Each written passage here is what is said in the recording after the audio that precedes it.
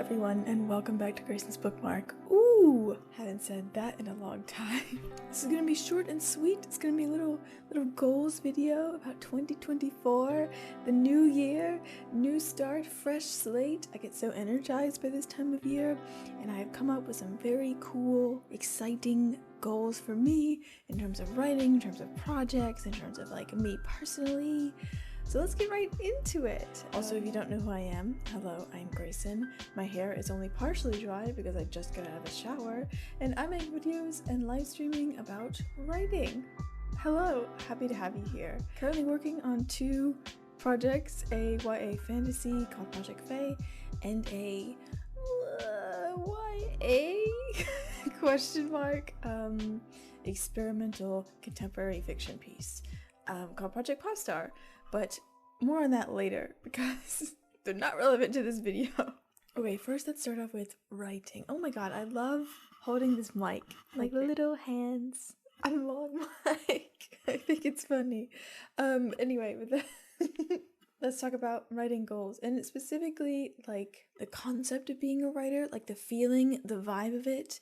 And 2024 is the year I want to commit to being a writer. And it's not like I feel like I'm not a writer yet. I do feel like I am, but I want to like super commit. Like I want to write seriously. I want to take it more seriously. I don't just want to do it like when it suits me or when I just like feel like it, because I mean, like, I feel like I could be doing more and I want to do more. Like if I'm going to make this an actual career trajectory for me, or even like a trajectory of being published, I'm not saying it has to be a career. But if I actually want it and I want it to happen, I gotta put in the work, I gotta show up. So that's what I'm gonna be doing. I'm gonna be showing up, taking it seriously, because this is how an author gets made. There's no other way. You only become an author by doing the thing. So I've gotta do the thing. And for me, that doesn't mean writing every day necessarily, but it means like actively engaging with it. And like I'm trying to figure out in what way this works best for me. I'm actually filming this on January 2nd, and January 1st was a very like exhausting day for me. So like I didn't get any writing done, but I think my goal is to not break the chain, and that means basically not going more than one day without writing. And writing to me is like a big umbrella cloud of things. It could be thinking about it, could be outlining, could be actually drafting, could be just talking about it. Could be just submitting queries or like talking to critique partners. Like all of that counts. I just want to like actively engage with it more than half of the days of the year, or like, maybe like 75%. 75% sounds like a good number. I don't know how many that is. It's like 250 maybe? I didn't think about that I could track it that way, but I guess I could. Anyway, writing goal is to commit to the bit. In terms of actually projects, my goal is to either finish the first draft of Project Fae or Project Popstar, which I just mentioned. See, they were relevant, Grayson. They were relevant. But yeah, I want to either finish either of those first drafts. They each have their own unique challenges standing in their way. With Project Fae, it's just the collaboration aspect. Like that project is not fully... like it didn't start fully for me, and I'm writing that with a friend of mine, so like it takes like time to go back and forth, and it's currently at like just before the break into the third act. So I mean it's happening, but still quite a long way to go on that draft. And the issue with Project Popstar is that it's a very experimental and difficult style for me to write in, but I'm really excited about it and I'm really drawn to it. And I just gotta figure out, am I doing this right? And just like try to write the whole thing instead of the first act over and over and over again. This, by the way, is winter sangria. I did not know that's what it was. I thought it was grape orange. I guess it is grape orange, but it's sangria. Thank you, Trader Joe's. And once that's done, once one of those first drafts is done, I feel like some space is opening up in my creative mind, creative landscape for a new YA romance, and that is especially exciting for me because not only do I like the idea, but it's also good for branding purposes. Like if you asked me like 3 months ago, I would have said, yeah, like I don't know about writing my romance, like I have no ideas, and every time I try to force an idea, nothing comes out. But I've had sparks for a new idea recently, and it would be like another book where the characters are actually in high school, which is like, you know, kind of similar to Seaside, and that makes me excited about it. But it's not time to write it yet. I gotta let it simmer, gotta let it stew, gotta give it a good think, let it all come together before I actually like dive into that project. I feel like it might be named Project Violet, maybe Project Lavender, Project Violet. That would be really good, but we will see like in the months from now how these projects develop. I would also be happy with finishing both first drafts of Project Fae and Project Popstar instead of starting the new project. That would also be good. Whew. On to like half personal, half writing goals. I would like to host a writing retreat, and this is already gotten into motion a little bit. The ball is already rolling. Wow. I have already done some initial planning, and I've already announced this retreat on the Troublemakers Discord writing channel. I've announced it in the promotional channels and the cafe channel.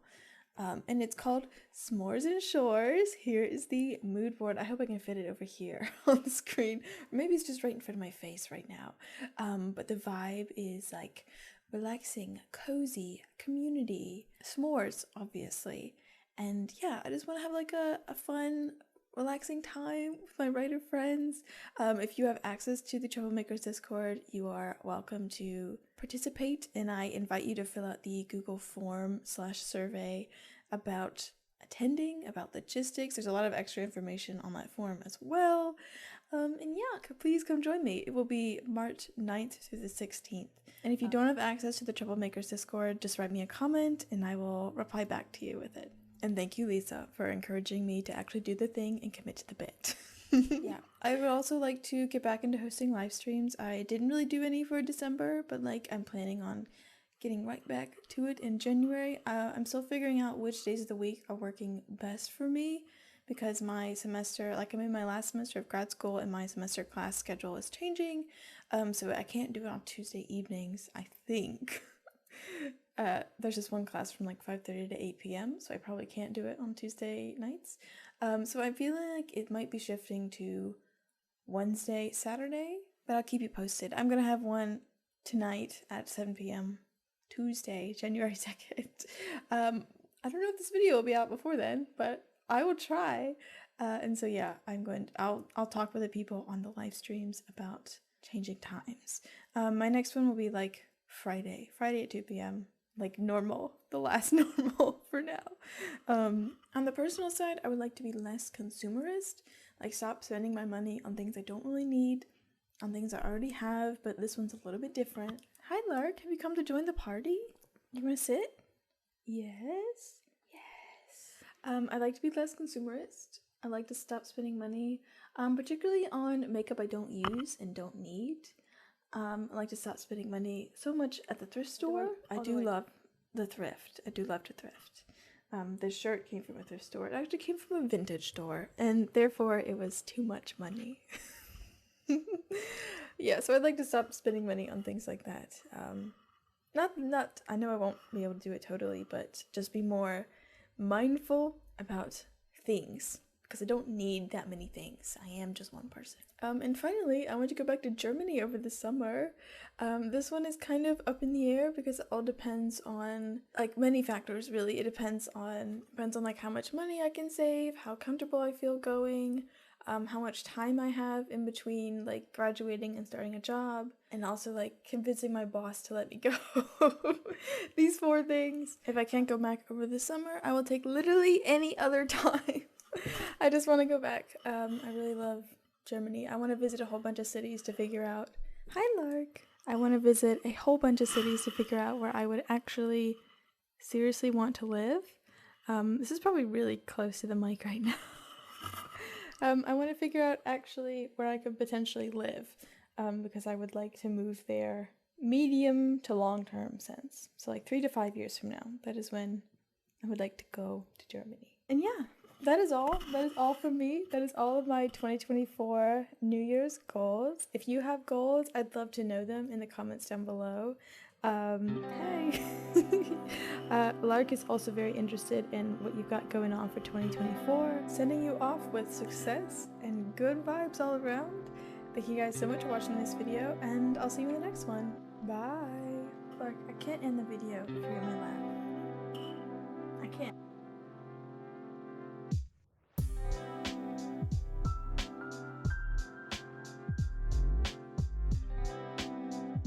Hey boy, can you get out of my chair? I know you're so comfy. You gotta get out.